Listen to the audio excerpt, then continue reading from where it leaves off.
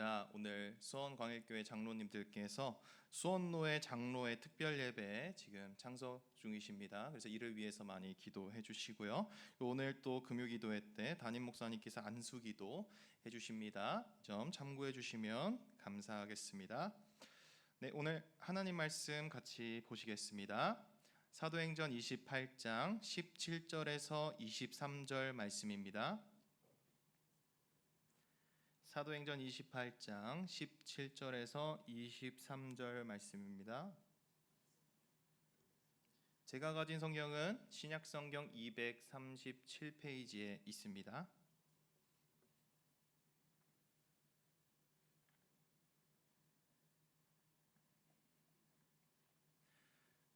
사도행전 28장 17절에서 23절 말씀 우리 교독하시고 마지막 절은 같이 읽도록 하겠습니다. 사흘 후에 바울이 유대인 중 높은 사람을 청하여 그들이 모인 후에 이르되 여러분 형제들아 내가 이스라엘 백성이나 우리 조상의 관습을 배척한 일이 없는데 예루살렘에서 로마인의 손에 죄수로 내준 바 되었으니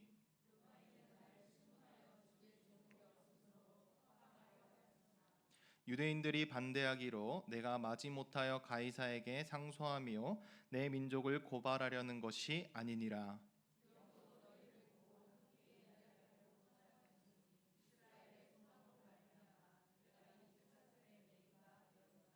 그들이 이르되 우리가 유대에서 내게 대한 편지도 받은 일이 없고 또 형제 중 누가 와서 내게 대하여 좋지 못한 것을 전하든지 이야기한 일도 없느니라.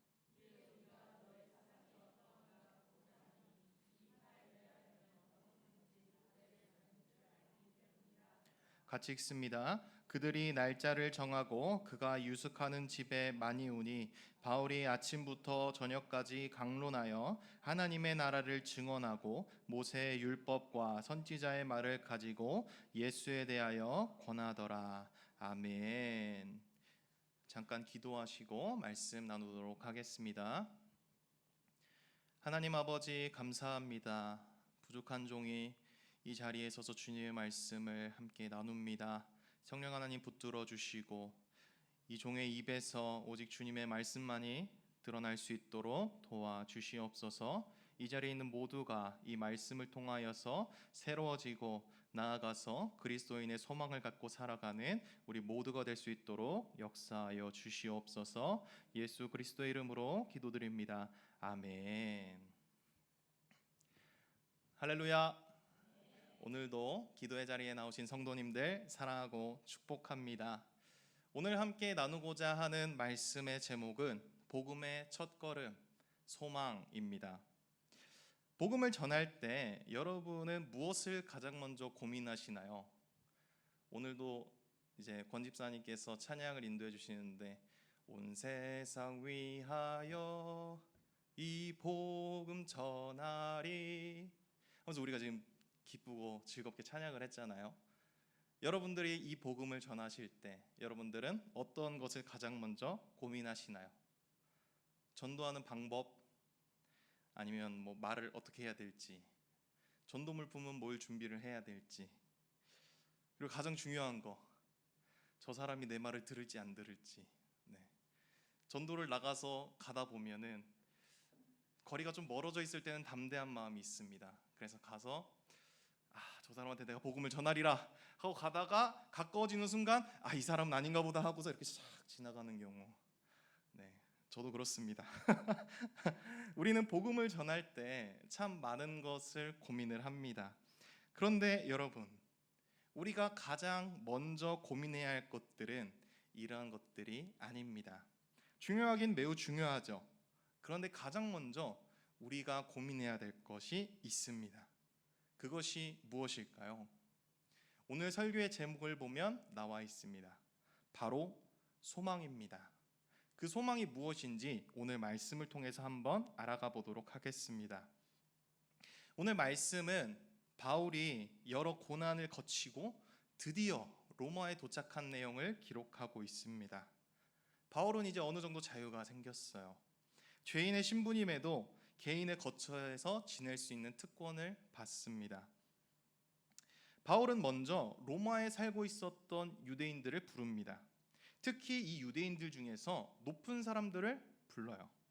그 이유가 무엇이냐면 예루살렘 유대인들이 로마 유대인에게 소식을 전해서 바울이 석방되는 것을 방해할 수도 있기 때문이에요. 그래서 가장 먼저 유대인 지도자들을 불러서 자신을 변호한 것입니다. 바울은 로마에 살고 있는 그 유대 지도자들에게 자신은 이스라엘 백성이나 조상의 관습을 배척한 일이 전혀 없다. 또한 역으로 민족을 고발할 생각도 전혀 없다라고서 자신을 변호합니다. 그리고서 이제 바울이 그러면 내가 쇠사슬에 왜 묶이게 되었는가? 그것은 바로 이스라엘의 소망으로 말미암았다라고 말을 하죠. 다행히도 이 로마의 유대인들은 예루살렘에 돌고 있었던 바울에 대한 그 소문을 듣지는 못했습니다. 그리고 바울에 대한 험담도 듣지를 못했습니다. 다만 그들은 이 예수를 믿는 그리스도인들이 반대를 당한다라는 사실은 알고 있었어요. 당시 이 로마 유대인들은 기독교에 대해서 조심스러운 태도를 갖고 있었습니다. 사도행전 18장 2절에도 나와 있는 것처럼 로마 글라우디오가 유대인들을 추방했었던 사건을 겪었기 때문입니다. 이 유대인 추방 사건은 예수 그리스도를 믿는 사람들로 인해서 통치가 어려워지자 기독교를 외래 미신으로 정죄를 하고 모든 유대인들을 추방했던 사건입니다. 이러한 상황을 겪게 되자 이 로마에 살고 있었던 유대인들은 조심스러울 수밖에 없는 것이죠. 그런데도 그들은 이 바울의 사상이 궁금했습니다. 그래서 많은 유대 지도자들이 시간을 내어서 바울이 거주하던 그 집에 모여 바울의 그 강론을 듣게 됩니다. 당시 로마 유대인들에게는 참 조심스러웠던 부분인데도 바울의 사상이 궁금했다는 점은 매우 흥미롭게 다가옵니다. 로마에서 기독교는 자주 추방의 원인이 되었어요. 기본적으로 로마는 황제를 숭배하는 국가였습니다. 그래서 기독교는 로마에서 많은 어려움을 겪었죠. 황제 말고 다른 어떤 것을 섬기는 것은 그저 국가 반역행위에 불과했습니다. 우리나라도 일제강점기 때 기독교가 박해를 받았고 심사참배를 강요당했던 때가 있었습니다. 천황숭배를 거부하면 투옥되고 고문당하고 그리고 처참하게 처형되었던 시절이 있었죠. 그런 상황에서 예수 그리스도에 대해서 알아간다는 것은 엄청난 위험이었을 것입니다. 오늘 본문에서 이 유대 지도자들이 바로 그 위험을 감수하고 있는 것입니다. 도대체 무엇이 그들에게 위험을 감수하게 했을까요? 바로 바울을 포함한 그때 당시에 그리스도인들이 가지고 있었던 그 이스라엘의 소망이 이유였습니다. 그들이 목숨을 걸고 전하고 있었던 예수 그리스도가 그 이유였습니다. 많은 유대인들이 반대를 하고 로마에서도 박해를 받는 이 예수 그리스도를 목숨 걸고 끝까지 전하는 그 그리스도인들에게 궁금해진 것이죠. 호기심이 생겼습니다. 도대체 너희 안에 있는 그 소망, 이스라엘의 소망이라고 하는데 그것이 도대체 무엇이냐 이겁니다. 바울이 지혜롭게 이스라엘의 소망이라 해서 유대인들에게 관심을 끌었던 것도 있겠지만 근본적으로 그들이 궁금했던 것은 이 반대에도 불구하고 꿋꿋하게 그 소망을 붙들고 나아가는 바로 그 그리스도인들이 궁금했던 것입니다. 그래서 바울에게 그 사상을 듣고자 한 것이죠. 그러면 이스라엘의 소망은 무엇이었을까요? 먼저 그럼 유대인들에게 있어서 소망은 무엇일까요? 그 소망은 바로 지금 현 상황 로마로부터 자신들을 구원해줄 메시아가 그들의 소망입니다. 다윗과 같은 메시아가 와서 이스라엘 백성을 로마에게서 구원해주고 이스라엘의 전성기를 다시 이끌어가는 것, 그것이 바로 유대인들의 소망, 이스라엘의 소망이었습니다. 그러나 23절에 가서 바울은 전혀 다른 이스라엘의 소망을 말합니다. 그 소망은 바로 하나님 나라와 예수 그리스도입니다. 예수님이 그러셨듯이 바울은 로마에 있는 그 유대인들에게 하나님의 나라와 복음을 전했습니다. 바울에게 있는 이 소망은 다른 이들로 하여금 궁금하게 만듭니다. 모든 이가 반대함에도 듣고 싶게 만드는 것이 바로 그리스도인의 소망입니다. 우리에게는 바로 이 소망이 있어야 됩니다. 우리 안에 있는 영원한 하나님 나라, 영생, 구원에 대한 열망과 기대, 그 소망이 있어야 하는 것입니다. 예수 그리스도를 믿는 그 소망이 우리에게 있어야 되는 것입니다. 우리에게 그 소망이 있다면 세상은 복음을 찾아서 우리에게 올 것입니다. 오늘 바울이 딱 그런 상황입니다. 바울이 불렀다고 할지라도 그들이 오지 않으면 전할 수 없습니다. 그리고 그들이 이미 바울에 대한 소문을 들었다면 오히려 바울을 정죄하려고 들였겠죠. 그리고 당시 로마의 상황을 생각했을 때 그들은 바울을 조심해야 되고 복음에 대해서 경계해야 했습니다. 그러나 바울 안에 그 소망이 견고하니까 다른 것 다 제쳐두고 일단 복음이 무엇인지 듣게 되는 것입니다. 이것은 우리 성도가 갖춰야 할 기본 자세입니다. 특히 이 예수님의 지상명령을 감당하기 위해서 가장 우리가 기본적으로 갖춰야 할 것이 이 소망입니다. 내가 먼저 하나님 앞에 바로 서지 않고 그 안에 소망이 없다면 아무도 그 소망을 궁금해하지 않습니다. 대부분 지인 전도에 실패하시는 이유가 바로 이 부분에 해당하죠. 친구들에게, 가족들에게, 아는 지인들에게 전도하실 때 쉬우신가요? 네, 고개를 이렇게 절레절레 하시는 분들이 계시는데 맞습니다. 어렵습니다. 왜 어려울까요? 지인들에게 말 한번 꺼내기가 진짜 어려워요. 모르는 사람들한테 가서는 그냥 눈 딱 감고 예수님 믿으세요 하고 이렇게 하고 갈 수 있는데 지인들에게는 하고 웃고서 그냥 넘어가든지 그런 경우가 참 많습니다. 왜 어려울까요? 그리스도인으로서 마땅히 가져야 할 그 소망이 없기 때문입니다. 내 삶이 소망 있는 삶이 아니라 소망 없는 삶이기에 전하기 어려운 것입니다. 용기 내어서 복음을 전합니다. 그런데 대부분 이렇게 말해요. 아유, 난 다음에 믿을래. 너 나 열심히 믿어. 에이. 이런 식으로 말을 해요. 우리에게 정말 소망이 있고 바울처럼 그 소망이 충실한 삶을 살았다면 기독교가 핍박받는 이 시대 가운데에서도 분명히 그들은 복음을 궁금했을 것입니다. 그런데 궁금해하지 않는 이유는 우리가 그 소망에 합당한 삶을 살아가지 못하기 때문입니다. 그 지인들은 우리의 삶을 누구보다 잘 알고 있죠. 얼마나 오래 가까이 살았습니까? 그런데 그 사람들이 우리의 삶을 봤을 때 우리의 삶과 그들의 삶이 다를 바가 없고 오히려 그리스도인보다 다른 믿지 않는 사람들이 더 선하게 살아가는 것을 봤을 때 누가 소망에 대해서 궁금해할까요? 내 안에 있던 이 옛사람을 버리고 새 사람으로서 우리가 살아가야 되는데 우리 안에 옛사람이 그냥 그대로 남아있는 것입니다. 이것을 이제 전문적인 용어로 세상적인 그리스도인이라고 합니다. 마음의 중심에 예수 그리스도가 없는데 어느 누구한테 가서 예수 그리스도를 마음의 중심에 모시세요 이렇게 말을 할 수가 있을까요?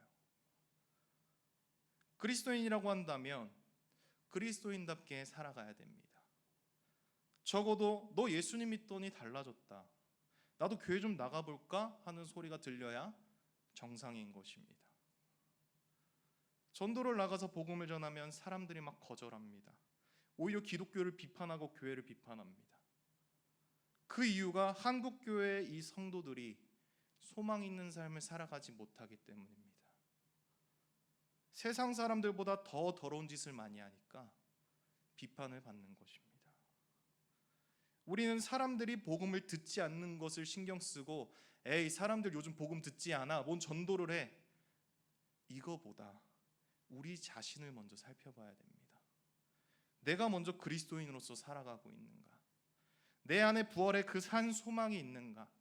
정말 내 마음의 중심에 예수 그리스도를 모시고 있는가? 내 안에 있는 옛사람, 그 사람이 정말 버려졌는가? 나는 새 사람으로서 살아가고 있는가? 점검해야 됩니다. 점검했을 때 우리의 삶이 소망 없는 삶이라면 부르짖어 회개하고 소망 있는 삶을 살아갈 수 있도록 그 성령 충만을 간구하는 것이 필요한 것이죠. 이것이 우리에게 있어서 최우선으로 해야 될 일입니다. 그래서 전도 훈련에서 가장 처음 배우는 것이 무엇이냐면 영혼의 호흡입니다. 여러분 숨을 들이마시고 내쉴 때 되실 때 무엇을 뱉으시죠? 네, 이산화탄소 이렇게 들립니다. 네, 이산화탄소를 내뱉죠. 네, 이산화탄소는 우리 몸에 그렇게 좋지 않은 공기입니다. 그러면 들이마실 땐 뭘 들이마시시죠? 산소를 들이마십니다. 우리 몸 안에 있는 안 좋은 것들을 내뱉고 몸에 좋은 것들을 채우는 것입니다. 내 안에 있는 죄를 내뱉고 내 안에 성령 충만으로 가득 채우는 것입니다. 그것이 영혼의 호흡이죠. 여러분, 우리는 이 성령 충만을 간구하면서 살아야 됩니다. 우리는 마땅히 소망을 마음에 품고 살아가야 됩니다. 하나님께 소망을 두고 하나님의 나라 예수 그리스도를 마음에 품고 살아가는 삶이 우리에게 마땅히 기본적으로 있어야 되는 것입니다. 그러면 오늘날에도 확실하게 복음은 전해집니다. 과거에도 정말 힘들고 어려운 삶인데 복음은 전해졌습니다. 하나님은 일하고 계십니다. 그런데 우리가 과연 그 기본적인 자세가 되어 있는가? 그것은 우리가 생각해야 될 문제입니다. 성령 충만하면 성령님께서 다 이끌어 가십니다. 우리가 하나님께 다 내려놓고 하나님을 의지하면 주님께서는 우리를 사용하시고 우리로 하여금 복음을 전하게 하십니다. 그리스도인에게 중요한 것은 다른 그 어떤 것도 아니라 하나님 나라에 대한 그 소망과 예수 그리스도밖에 없는 것입니다. 아무리 우리가 날고 긴다고 할지라도 우리 안에 소망이 없으면 절대로 복음을 전할 수 없습니다. 우리 안에 예수 그리스도가 없으면 아무도 그 복음을 듣지 않습니다. 우리가 영업하는 사람들은 아니잖아요. 우리는 복음을 전하는 사람들입니다. 이 복음의 첫 걸음은 우리에게 먼저 이 소망이 있는지를 확인하는 겁니다. 바울이 딱 지금 소망 있는 삶을 살아가잖아요. 사도행전 전반적으로 봤을 때 바울이 딱 그 안에 부활의 산소망을 가지고 오직 예수 그리스도만 바라보면서 예수 그리스도만 전하고 살아가잖아요. 우리가 사도행전을 이렇게 묵상을 했는데 그러면 우리는 그 말씀을 우리 삶에 비추어 봤을 때 우리는 어떻게 해야 되냐고요. 바울이 그 소망 있는 삶을 살아가니까 로마 유대인들이 바울의 소망을 궁금해합니다. 그리고 그들에게 복음을 전하는 결과로 이어집니다. 복음을 전하는 것이 어렵고 두려우십니까? 그러면 먼저 우리 안에 이 소망을 회복해야 됩니다. 우리의 마음의 중심에 예수 그리스도를 먼저 모셔야 됩니다. 영혼의 호흡을 통해 죄를 회개하고 성령 충만을 간구해야 됩니다. 하나님께 소망을 두고 온전히 하나님을 의지해야 되는 겁니다. 이 모든 것을 위해서 우리는 예수 그리스도를 붙들고 기도를 해야 됩니다. 간구를 해야 됩니다. 성령 충만 달라고, 날 다스려 달라고, 나를 통하여서 주님의 그 복음이 전해지게 해달라고 우리는 간구하며 기도하며 간절히 부르짖어야 되는 것입니다. 근데 우리의 삶을 한번 돌아봤을 때 우리는 얼마나 그거에 대해서 간절합니까? 우리의 삶이 더 간절합니까? 아니면 그 하나님 나라와 예수 그리스도가 더 간절합니까? 우리가 먼저 이 소망 있는 삶을 살아갈 때 주님께서는 우리를 사용하시고 우리로 하여금 복음 전하는 그 영광스러운 사명을 감당케 하실 줄로 믿습니다. 우리 함께 찬양하시겠습니다. 옳은 길 따르라 의의 길을 찬양하시면서 그 하나님의 나라와 예수 그리스도를 우리가 마음에 소망하면서 고백하도록 하겠습니다.